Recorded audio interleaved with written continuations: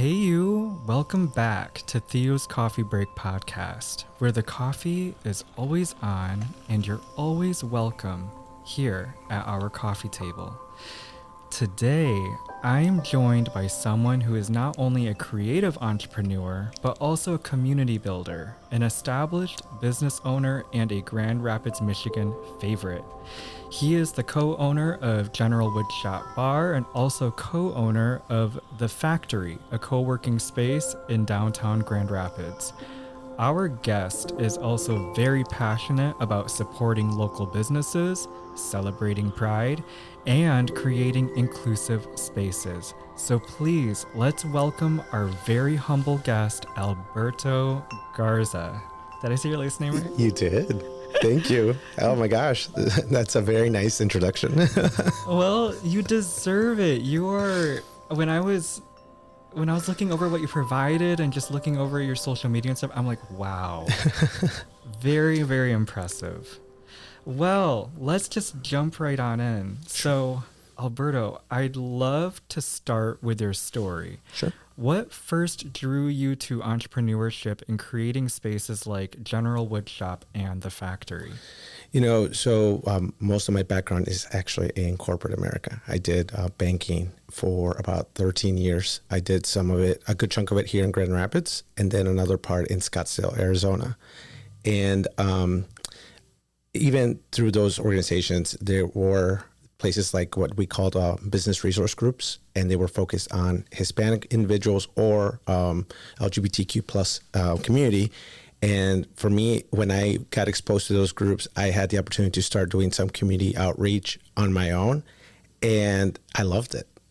I've done anything from teaching credit awareness on a random Saturday night in some community center out on Godfrey.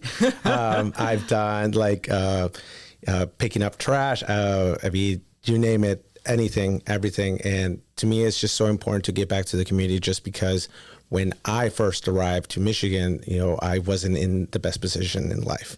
And it was these resources that really helped me and my family kind of be able to stand up and rebuild again. So when I had the opportunity to say, you know what, banking has been great, it's been fulfilling, and it's certainly paid the bills. I'm like, you know what, I want to do something that's a little bit more meaningful, but then also it gives me much more flexibility of my own personal life as it kept evolving.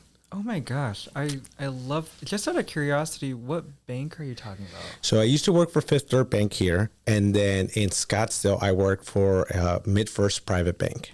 That's crazy, because I used to work for Fifth Third Bank. Oh, really? That's amazing. Yeah, actually, I left Fifth Third in March to pursue this podcast. Nice. So I still have a lot of connections over there. They're really great about helping develop you as a person and, giving you opportunities to be in the community. 1,000%.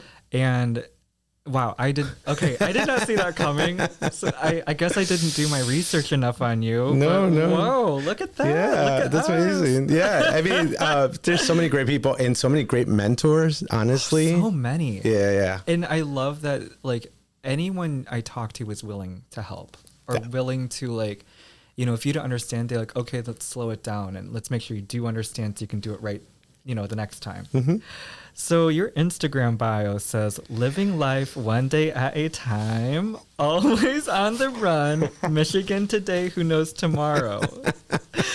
So how has that philosophy shaped your work and your career path so far? My gosh. I had to. No. You know what? It's there for a reason. So, I think that, for people that know me very, very, very well, they know that I can be intense because when I'm passionate about something, I want to see it succeed. I want to see it go over the finish line. Yeah. However, that particular bio says a little bit different, right? So that is kind of my personal reminder to be like, you know what? It's great that you have passion, but you have to sometimes let go and let things be and, evolve to what they will be and just continue rolling the ball. Yeah. So not everything's going to be a win. Not everything is just going to be clear cut or black and white. It needs to have some gray, and I need to be okay with that. So that's a little bit of that. Also, I feel like I am eternally a vagabond. I just love to be everywhere. And like this month, I feel like this is a fever dream. I'm only been back for 48 hours. I'm leaving again. I come back for another 48 hours, and then I leave again. So it's like I'm always just on the run. Which, thank you so much for making time to be here No, today. of course. I'm happy to. I was just like, oh my gosh, you're such a busy person, but also I never heard vagabond in such a positive context. I love that.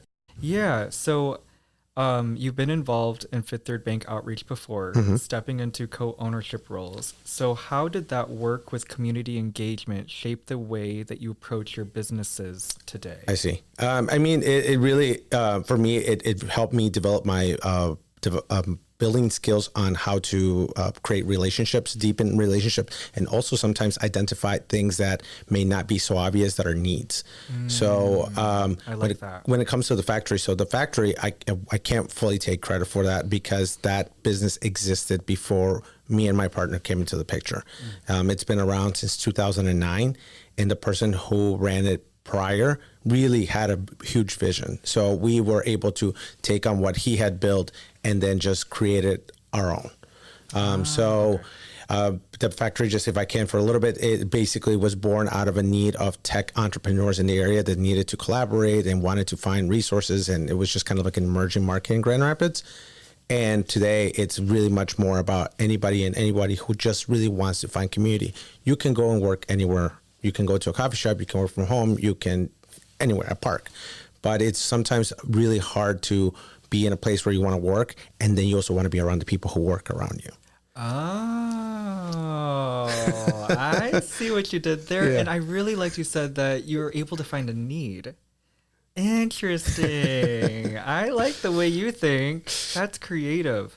So let's segue into the General Woodshop. Yeah. Tell me about General Woodshop. What's the story behind the name, the space, and the vision? And really quick, pretend that you're talking to someone that has never heard of this place or have been there yet. Okay.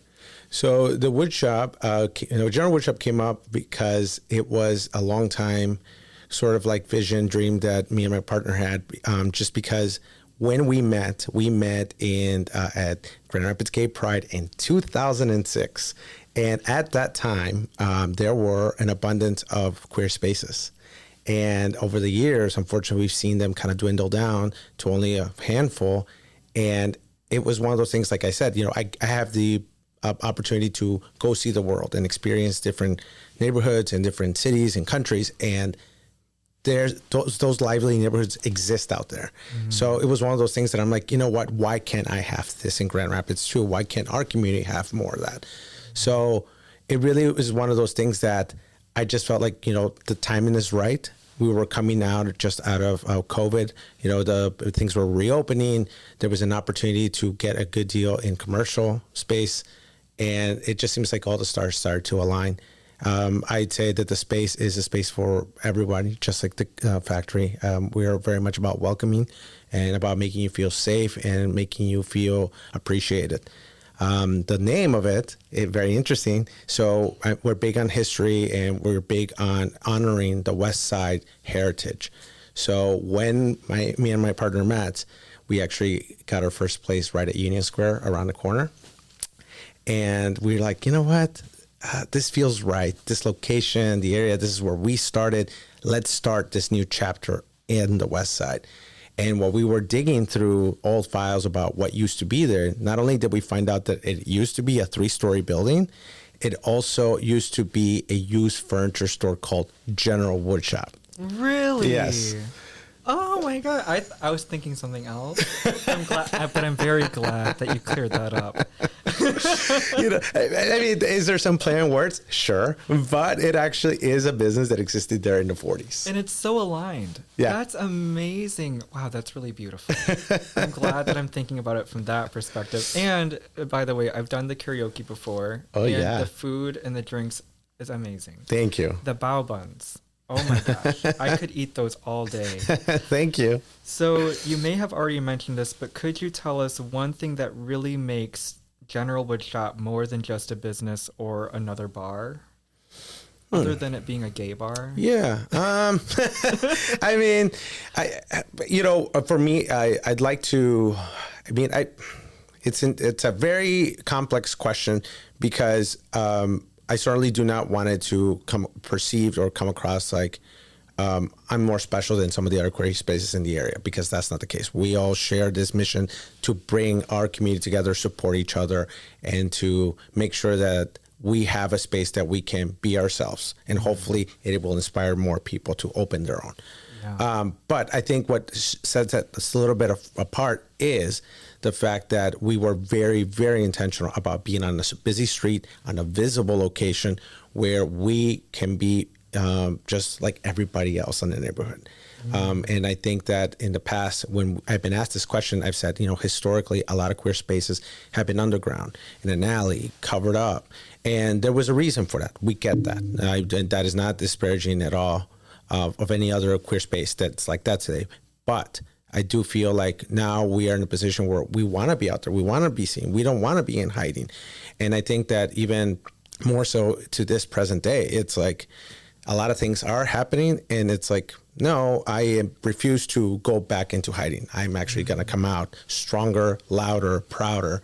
And here we are. I love that. Oh my gosh. Oh, I feel like I'm being moved. We'll both start crying. Yeah, no, that's so beautiful because, gosh, we just need more people like that. More people that think like that, because, what you're bringing in is what we've always wanted, was to be seen. Well, we always want to be seen, but we also want people to know that we're safe. Yeah. We're not a danger to anybody. We're here to bring you more light and joy and fun. And, what better way? Also, when you mentioned too, the more the queer spaces that have left, I immediately thought of diversions. Oh, yeah. How much I miss diversions. Yep. Same. That's where I met my husband. So yeah. Is that where you met your husband? Yep. Oh my, yeah. That place was magic. Oh my goodness. I can't tell you how many fun nights I had there. Yeah, it's great. And it was just like one of those places that had a little bit of everything. But oh my gosh. Amazing. So you mentioned the trials and tribulations of moving an established business to a new location. Yeah. You mentioned that over at the Outpro event at the Grand Rapids Chamber of Commerce where I met you. Mm-hmm. Could you also share that here, that transitional moment, and what it taught you about resilience, leadership, and specifically from your personal experience of what that was like? Yeah. So that happened more so with the factory. So like I said, the factory has been around for a very long time, and it existed in the building where Sanchez is. So on the top floor. Oh, I missed that. Okay. So that business now moved to a new location right on the corner of Monroe and Ionia. And it's I can only tell you about what it felt like on day one. Actually, it was the day before day one. So we opened on a Monday. I'm sitting there on a Sunday so what happened is with COVID, everything changed. People needed more space. People needed to be able to feel like they could be working anywhere at any time, but also feel like their health was not at risk, right? Yeah. So that really made our previous space very unfunctional. It just did not have the real estate to do that. So that kind of prompted us to start looking at more space. And we landed at this location at 77 Monroe Center. And it was one of those things where it's like, you know how something is so good and everybody says, we love the look of this spot. We love that it's always been here. Oh, I don't even have to worry about, I always know that the factory will be at this spot. And you think to yourself, something is really good. Why mess with it? Yeah. And that's kind of that's kind of a little bit of what happened that Sunday. So I remember it's like 9 p.m. It's like me, my husband, and one of our employees, and we're all just sitting there looking at each other, sweating, disheveled, and thinking, did we just F up? Like, is someone going to walk through the doors tomorrow morning or not? Oh my gosh. And it actually, to be honest, it turned out to be the best thing that we could have ever done. Our community grew. I think our presence and our name became a bigger household name than it already was. There was a lot to deal with. I mean, I can't tell you, like from the building of the space to furniture not showing up to like construction happening while people are in there. I mean, it's a lot. And this is why, for me, like that sentence that I have in my bio on my Instagram is so important, because if I would have been so stuck in what was wrong at that moment, I don't think I would have succeeded, or the business would have succeeded. Oh my gosh, I would have just dug deep into my, I guess, negativity, and you can't let that happen. It's so important that when you do decide to change something and it doesn't fully go the way that you executed, you have to give some way for things to go wrong, left, right, and just continue to figure out what's the next thing to open the door, right? Yeah. So, and that applies a lot with the general woodshop as well, because the general woodshop process took about 18 months altogether, from signing the lease to building it out to find the right architect and the inspiration, making it all come together. And mind you, when I started looking for space for the general woodshop, I already thought, I'm like, here's how I want it to look. Here's what I want the menu to look and all this other stuff. But again, it's like once you actually get into the weeds and the details of it, things can change. And they did. And it's nice to be able to sit here and look back and think of those really defining moments. But in that moment, and I'm currently going through something very similar right now, it's just like, you know, you really wonder, did I screw up? Did I? But how you just said that, I immediately had a perspective shift, and I know that I didn't. Okay. But I wouldn't have known that unless I talked with you. Okay. Which, this is the whole point of this podcast, is connection. It's about knowing that you're not alone. And sometimes one person, one conversation can really change the whole perspective on something. 100%. You have to use your network. You have to rely on the people that know. And I think it's important for people to realize that it's okay, one, to ask for help. It's actually a sign of strength to ask for help, because you realize this is too much for me. I need an expert. I need a resource. I also think that, you know, going to people that might feel like they're strangers but are in the business or in the field that you're trying to really expand in, go for it. Just find your people. Wisdom. That is wisdom, people. That's wisdom. Oh my gosh. Yes. And then there was one thing, and I totally forgot what it was, but oh yeah, testimony. Yeah. Your testimony is so important. I am so glad to have you here. Okay. Yeah, please, whoever's listening, please share this, because this is we got a real leader right here. Oh, you're too sweet. But anyways, yeah. So building from the ground up, branding, construction, concept. Yeah. Which part challenged you the most, and which part brought you the most joy? Ooh, so you know, there was a lot of challenges through the buildup of the general woodshop. But the moment you asked that question, the first thing that came up was something that really, really actually almost broke me. Because so the day of one of our first soft openings, the friends and family, what happened earlier that day almost broke me, because I was so ready and excited to show our final product to those that are closest to us, those who have supported us behind the scenes. And what happened was, so the kitchen team had spent an entire day cooking up the food, and some of our proteins that we do, they don't happen the day of. We're very proud about the process of how we make our food, because it gives that quality taste, right? So some things have been, for lack of a better word, simmering for about 24 hours. Anyway, so I get this, I'm running around getting stuff for the soft opening, and I get a call from, at that moment, the general manager. And he goes, so I think I'm going to basically bow out now. And I'm like, whoa, what do you mean? He's like, the construction company was going to go into the fridge and replace a light bulb, and they did, but they didn't cover anything. So now there's metal scraps all over the food that's in there, and all of it is done and prepped. Oh my gosh. And I have no food to serve. And I was like, God, like just like I can remember hear myself scream down 28th Street because I was driving to get like supplies, and I thought to myself like maybe this is the sign that I just need to stop. Maybe this is it. The world is telling me give up, and I don't know. I just like. Sorry. I'm just shocked. Yeah. Talk us through it.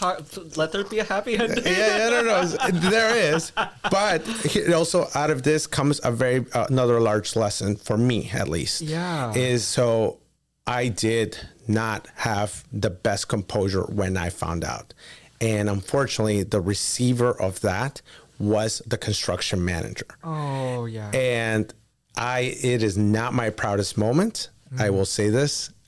So if anything, what I've learned from that is I take a step back, scream out loud, go pop off somewhere in a corner, but then recompose yourself and then approach it. Yeah. We ended up having a discussion afterwards and explaining where I'm coming from. I think we had a sort of meeting of the minds eventually, but it was a rough moment.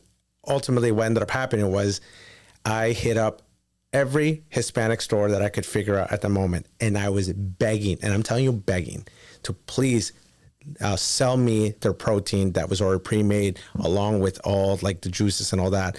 And I remember going to this place on Leonard, and the guy behind the counter was looking at me. He's like, "Are you like serious? You want to take all this?" I'm like, "Yes, just charge me whatever." He's like, "But I don't have," I'm like, "I'll bring you buckets. I just need food."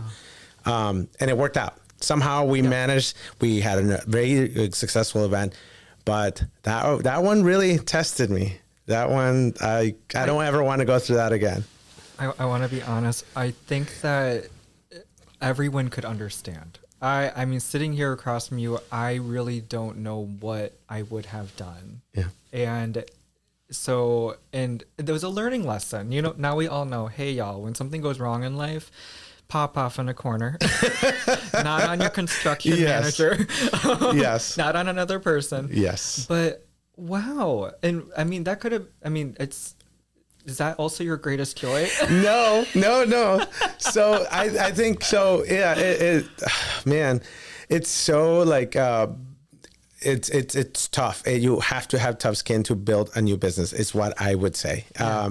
But yeah, that was one of the reforms. The joy of it is now, I mean, honestly, I get to enjoy the space. We have an amazing team, a great leader who is so creative, and all the things that you see, like in terms of the menu and some cocktails, I can't take any credit for that. That's the people in that space. They are so passionate about what they do and about their craft. So to me, that's the joy today. It's that I can be there and enjoy my original vision with theirs and just be like, man, this is awesome. This is such a good place, such a vibe. And, you know, like I told you, or I told everybody at Outpro, you know, I've had so many little different things that have happened that I've witnessed, but just being able to see that particular person celebrate their birthday and just, you know, feel like they're just, I don't know how to explain it, just free, no judgment, just celebrated. And it really moved my heart. And then I think the first time, so this year we threw our first grand Pride event, right? Last year we had a mini scale of that. But even though that one was still so important, so impactful, but I remember I went home that evening and my last video that I saw on my Instagram was of one of our drag performers. And she had this beautiful, like rainbow coat. It was all ruffles, and she had a blue leotard. But she had a song in the background that I had not heard, but it just felt so like deep. And I'm like sitting in my couch, I'm just kind of like crying. I'm like, I can't believe we did this. This feels so pride. This feels like the vision. This feels like I am not in Grand Rapids anymore. It feels amazing. I love that. You know what I love here is like, just how real, because this is what we need to know, the mess in between it all. Yeah. And I'm just hearing this two words, messy grace. You know, it doesn't feel like that. It's like your best moments, but these are the moments that really made General Woodshop, really made the factory, really made you. And you're bringing this sparkle and this magic to our community. So I'm gonna say this so many times, but thank you so much for being here. Thank you so much for existing, because you give people like me so much hope and inspiration. Thank you. I mean, you are. I mean, your voice is amazing. You are a great person yourself. I mean, you need to give some to your back. We're getting there, but thank you. So, we've already established that you're the co-owner of the factory downtown. So what role do you see the factory playing in shaping downtown Grand Rapids into a more connected, collaborative community? You did mention a little bit briefly on that. So I'm going to ask you to be a little bit more specific. Do you have a specific vision that you're trying to bring to mind here? Yeah. Yes. So a big deal with the factory is that it was all about connecting people. And like I said, it was originally all based on tech. Today, it's not that. So my vision for the factory is to continue being the original co-working space of Grand Rapids, but also to have a kind of like, think of it as happy hour without the cocktails kind of vibe. So we want you to come to work because you enjoy what you do for work, but then you also want to be around the people who are working there. So we do that in a variety of ways. We host monthly expert series about whatever anybody wants to sign up for. So whether it is someone saying, I'm going to teach you some skills about photography, if you're interested as a hobby or you are interested in joining that field, or it could be as simple as, I love WWE wrestling, and here's everything that I'm going to tell you about my knowledge about wrestling. I love that. So things like that. We also just did our annual pub crawl this last weekend. So things that are just like all about bonding us and sharing what our trials and tribulations have been personally, but then just also, again, having a very laid back feeling and just kind of like, I'd say, creating roots in Grand Rapids, because that's the other big thing about the factory and its original mission is we had people in tech here, but they would often leave because they couldn't find their foundation, right?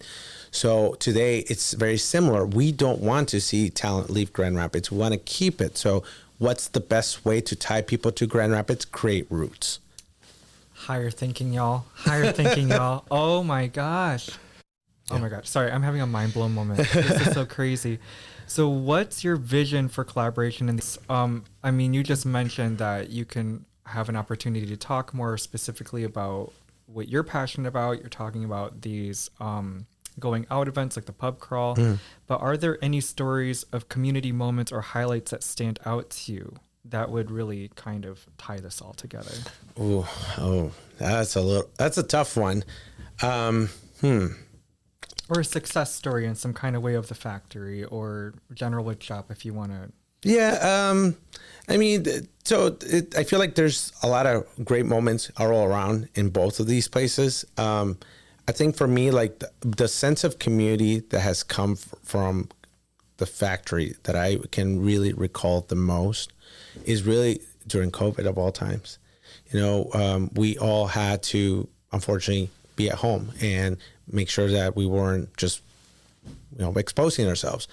And you would think in situations like these, a lot of people did go inward. They really were trying to limit all social. Whereas with the factory, luckily, our community was so bonded that we found ways to remotely still connect.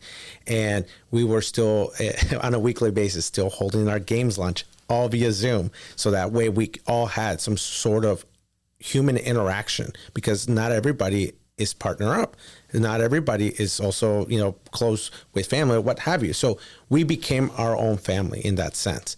I mean, it went on to, even people saying like, we're doing remote dinners because we just want some sort of human contact. And this is the best way that we can do it today. So I think for me, the biggest sense of community was through that really rough time, because the community really found a way to still connect whilst not being in person or face to face. And then once we were starting to open, once again, our community came together, because at that moment we had just bought the space. All this went down in 2020. We had bought the business in January 2020. And folks were so kind to me and Jeff, by still saying, you know what, we get that this is not your fault, but you go ahead and still charge me my membership. And it was very much like, we're here to make sure that your business continues to thrive. We're here to support each other emotionally, and we're just making sure that we all get through this together. So for me, like the whole pandemic COVID situation really just proved that there's some really amazing people here in Grand Rapids. There really are. Yeah. There really are. Oh my gosh. So wonderful. I'm going to let you know, I only have like a few more questions. Yeah, go. Because I'm like, I have you in the seat. Oh man. Okay. So thank you for sharing that. So you said you're open to discussing community growth and creating more inclusive spaces. Mm-hmm. What does that inclusivity mean to you, both personally and in business? So, sometimes I think, so how do I put this? Because I think that there is today, a lot of things can be very polarizing, and it sometimes can be very difficult to have constructive conversations. So for me in particular, my philosophy is that I need to be able to share space with people that maybe don't 100% always align with who I am and my values. And that's okay. I think that there is a line that I do draw. There's something to be said about that. But, when it comes to the general woodshop or the factory, my, I guess my message to all the team there is, treat everybody as you would like to be treated. And you have to be okay that sometimes someone is not going to see things the way that you do. If there is a lack of respect, then we're talking something very different.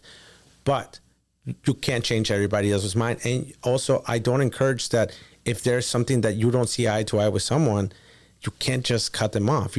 I think in those cases, you are doing yourself a disservice, because it's important to hear perspectives, even though you may still not agree and you may not change your mind, but the world is filled with many personalities, many mindsets, many walks of life. Not everything can be A or B. Yeah. Yeah. And what I really love that you said was that just because we don't see eye to eye doesn't mean that it makes them an enemy. Right. But the difference, the discernment comes into play of when there is a level of disrespect, right? Yeah. So it comes down to like knowing your boundaries, recognizing what is happening, but also knowing that if we all thought the same, then we would be in a cult. we would not be, ourselves, our individuality. And that's what the real gift here is, that we get to experience people, but knowing that they are different. Exactly. And I think the other part of this is, and I love having these conversations with my husband a lot, because we just get really deep into the weeds, and it can be a really good coffee conversation. But, my also kind of approach is in terms of like, maybe if I don't see somebody that doesn't correlate or line up with my values, if I want to influence them to perhaps change their mind, arguing, being aggressive, being negative is not going to get you there either. Amen. So I think, if you ever as an individual want to influence your community or all that, the best way to do it is with facts, but also with understanding and compassion and positivity. I understand that it can't always be like that. I get it. But I also feel like you're going to get much more buy-in when you approach it that way, rather than you're wrong, you're this, you're that. You're just going to put someone else on the attack. Pointing fingers is never the answer, and shifting blame. And to go along with that, it's the way that we live. Living by example does have way more influence than people realize. And sometimes sharing an opinion, you have to know your time and place, and who are you talking to? Because some people aren't willing to listen. Yeah. They'll listen, but are they really going to take you seriously? Yeah. Gosh, I feel like I just made a friend today. Oh my gosh. We have a lot more in common than I thought. So what changes would you love to see in Grand Rapids to make it an even stronger ecosystem for business owners and entrepreneurs? You know, again, another complex, tough question, because honestly, the city does provide a lot of resources. It does. That's what I love about Grand Rapids. Yes. Yes, it is the best kept secret. Don't tell anybody. We like Grand Rapids just as big as it is right now. No, I'm just joking. But yeah, no, Grand Rapids has a lot of resources. And honestly, for me, it's really hard to kind of give them like any sort of constructive criticism, because they were so helpful with everything when it came to the general woodshop. And I say that because that one's the project that took the most effort. I mean, they've given us some grants to throw some events. They've helped us, kind of walk the path of getting things approved for our business. They've also supported us, like, by advertising our events.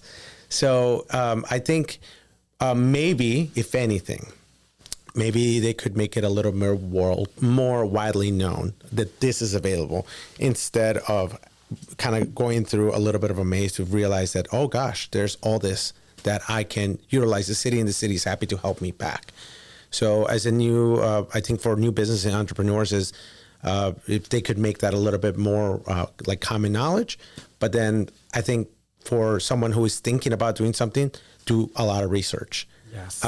Because there is a ton of resources and people that are happy to help. The Chamber of Commerce, there's some individuals in there that have helped us so much, and he's so great. And I just, like, if I have a problem, I know that I can always call that person, and he's always there to help me out. So yeah. I love that. Because I mean, literally, Grand Rapids is the best kept secret, and a lot of the things that I do in music and podcasting is because there are resources. Yeah.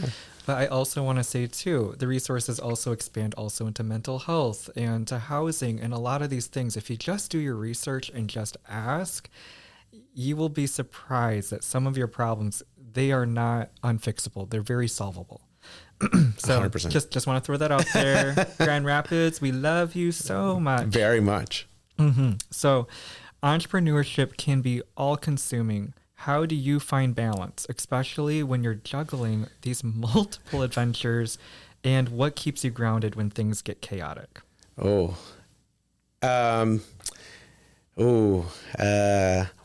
did develop these questions to be, challenging. So, well, you know what? I don't get much sleep, so I forbid sleep to be able to juggle this. I think the biggest, I think you have to, if you are going to be doing multiple projects at once, you have to find people that can support your vision and that have the same passion as you. So yeah, for us, we're very lucky to have that today in those businesses.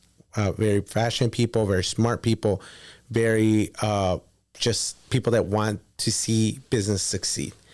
And that's super, super important. That frees up time for me to focus on some other things that may not be customer facing, which is great. I think if I could tell myself something, which is what I said at the outpro for the Chamber of Commerce, is I could probably take a moment to just smell the flowers and just enjoy it a little bit more often. I don't, and I think probably that's a little bit because. So I'm going to get a little personal here. You can get personal. I've been going to therapy now for about 5 years, maybe a little bit more than that. Amazing.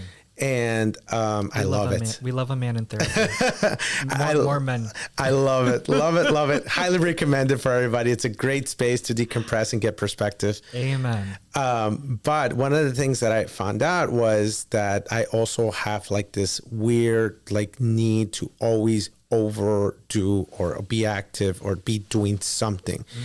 And that is based on a personal, I guess, trauma, if you will, of when I was in my childhood and someone that I thought was supposed to be close to me said, "You'll never amount to anything." Oh, yikes. So that was tough. And I didn't realize that. I mean, I've always been like this, always on the run, always trying to overachieve. But I didn't realize that it stemmed from that. So up until when I started doing therapy is when I now realized I'm like, oh, that's something. So is it a good thing? Has it provided a lot of resources and open doors? 1,000%. But it is also one of those things where I need to be okay with standing still as well. Yeah. And that is super important because it dives even deeper, because in this conversation that I had with my therapist, it also became a discussion about self-loving and loving yourself for who you are, not for the maybe badges or awards or all this that you might get, as an example. Think about like when you were in elementary school, they would give out like little ribbons for perfect attendance, right? Yeah. It's like, if you got them, you felt really good and you felt that made you a better person. The lesson for me with therapy was, even if you don't get that ribbon, you're still a great person and you need to be okay with not getting the ribbon. Yes. Gosh, and I really want to say this before this leaves my mind. While you were talking, I immediately had this imagery in my head. And what I heard was, a man who is willing to trust himself can stand still in the eye of the storm. And I think a lot of people are quick to jump to solve or quick to get out of the storm. But if you can trust yourself and just know that I love myself, I got this, I'm willing to stand still and wait for it to go away, it says just so much. And I think you have to acknowledge it first. And what you just did was you acknowledged it. And thank you for sharing that, because wow, I did not expect this, but I am just like, this is so healing. Therapy is great. It's amazing. People, if you're not in therapy, join the club, because it will do wonders for you. But gosh, thank you for sharing that. And just for being honest, I think a lot of people would have been willing to try to put up a facade or a mask. Thank you for not doing that. Well, and I'm going to get emotional. No. Thank you for not doing that. And in all fairness, like, I still have a ton of stuff to deal with. And sometimes, I fall too. And sometimes I put up the mask. It's human. It is human. But I think my internal dialogue is, don't put it up. Don't put it up. I have to continue reminding myself, because I still do. Yeah. And that's okay. And that's okay. And that's okay. And that's okay. Oh my gosh. Oh, wow. Wow. And so I guess the thing that keeps you grounded is therapy. Yeah, honestly, it's a good touchstone. I think it does. There's so many other things. Your partner? My partner grounds me a lot. That man deserves a Nobel Prize, because he is a saint sometimes with me, because I'm intense. I can be intense. But yeah, I mean, my partner, my family.